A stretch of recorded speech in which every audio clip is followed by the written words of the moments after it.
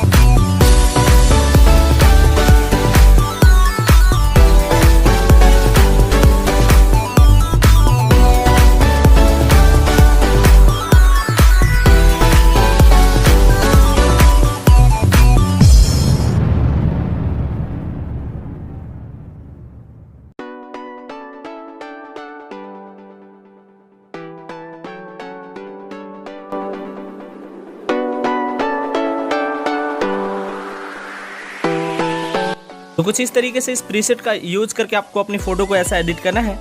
तो बहुत सिंपल सा प्रोसेस था। आई होप गाइस ये वीडियो आपको काफ़ी ज़्यादा पसंद आई होगी। अगर आपको वीडियो पसंद आई तो वीडियो को लाइक कीजिए। अभी तक आपने हमारे चैनल को सब्सक्राइब नहीं किया तो चैनल को सब्सक्राइब करके पास में जो बेल आइकन है उसे जरूर ऑन कर लीजिए। इस चैनल पे आपको इसी तरह की लाइटरूम एडिटिंग, पिक्सआर्ट एडिटिंग, मतलब बहुत सारे प्रीसेट वाले वीडियो मिलती रहती है। तो गाइस फिलहाल के लिए इतना ही, मिलते हैं नेक्स्ट वीडियो में। Love you.